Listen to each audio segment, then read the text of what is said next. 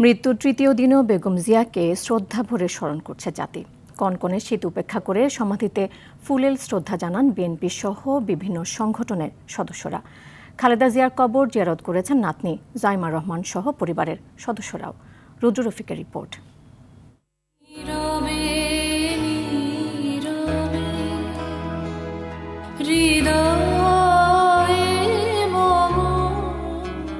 নীরবে নিভৃতে দাদুর কবরের সামনে দাঁড়িয়ে জাইমা রহমানের এই দীর্ঘশ্বাস প্রতিধ্বনিত হচ্ছিল জিয়া উদ্যানের সমাধিস্থলে।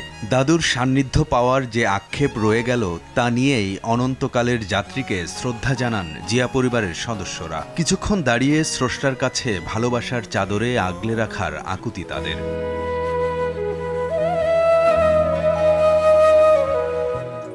জিয়া পরিবারের সদস্যরা বিদায় নেওয়ার পর ঢল নামে সমাধিস্থলে। চোখের জলে স্মরণ করেন প্রিয় নেত্রীকে। আমাদের মা দেশনেত্রী বেগম খালেদা জিয়া চলে যে আমাদেরকে এতিম করে দিয়েছে। উনি কষ্টি পাথরের মতো, যে ওনার সান্নিধ্যে গিয়েছে, যে ওনাকে কাছে থেকে দেখেছে, সে পরিবর্তিত হতে বাধ্য হয়েছে। সাধারণ মানুষের পাশাপাশি বেগম জিয়ার সমাধিতে শ্রদ্ধা জানান বিভিন্ন রাজনৈতিক ও সামাজিক সংগঠনের নেতারাও। গণতন্ত্রের জন্য উনি ওনার সবকিছু দিয়ে গেছেন, এবার আমাদের দেবার পালা। আমাদের নেত্রী বেগম খালেদা জিয়ার যে আত্মত্যাগ, সেই তার তুলনায় আমরা বাংলাদেশের জনগণ তার কাছে চিরঋণী।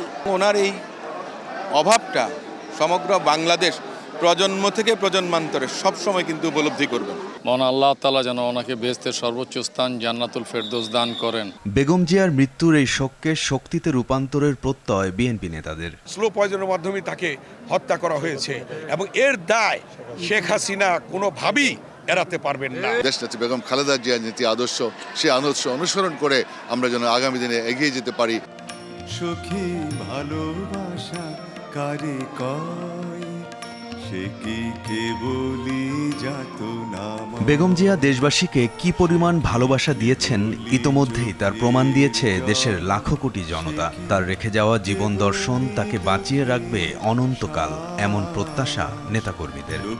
তবে করে রুদ্র রফিক, RTV, ঢাকা।